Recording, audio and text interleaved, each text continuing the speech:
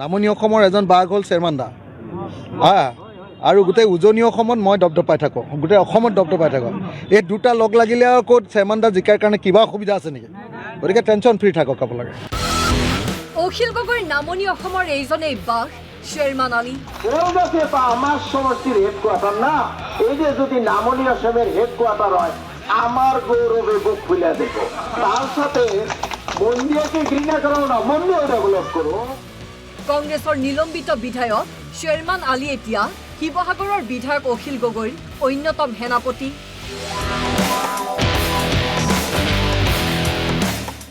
এটা বাঘ হেনো উজনিৰ আৰু আনজন নামনিৰ। অখিল গগৈ আৰু শেৰমান আলী। পিছে নামনি অসমৰ অখিলৰ বাঘে কৰিছে কি? নিৰ্বাচনলৈ ব্যাপক প্ৰস্তুতি শেৰমান আলী আহমেদৰ।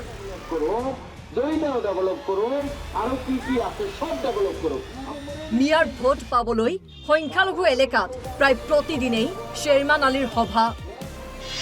অখিলৰ নামনি অসমৰ বাঘে অৱশ্যে অসমীয়াত ভাষণ দিয়া নাই। উজনিৰ বাঘ মাছ চাই জাল গুঠাত যেনেদৰে পাকৈত, এক নম্বৰো কাটিব নোৱাৰাকৈ নামনিৰ বাঘো এই ক্ষেত্ৰত পাকৈত। কলগাছিয়া মিয়া বসতি প্ৰধান অঞ্চল। সেয়ে অখিলৰ বাঘে কলগাছিয়াক বনাব নামনি অসমৰ হেডকোৱাৰ্টাৰ। কলগাছিয়া হ'ব নামনি অসমৰ ৰাজধানী। আমার সমষ্টির হেডকোয়ার্টার না, এই যে যদি নামনি অসমের হেডকোয়ার্টার হয় আমার গৌরবে বুক খুলে দেব।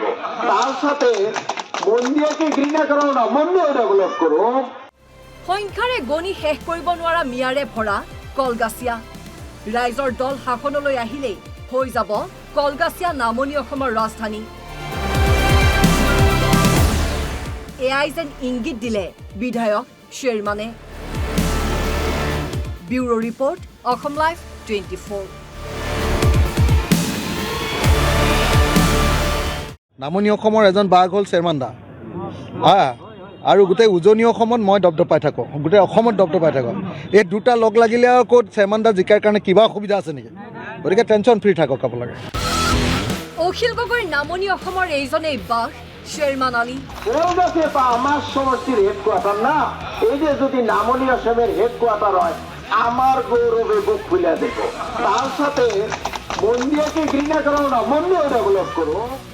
কংগ্ৰেছৰ নিলম্বিত বিধায়ক শেৰমান আলী এতিয়া শিৱসাগৰৰ বিধায়ক অখিল গগৈৰ অন্যতম সেনাপতি।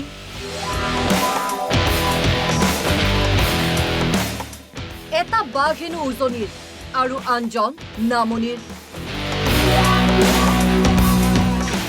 অখিল গগৈ আৰু শেৰমান আলী। পিছে নামনি অসমৰ অখিলৰ বাঘে কৰিছে কি? নিৰ্বাচনলৈ ব্যাপক প্ৰস্তুতি শেৰমান আলী আহমেদৰ।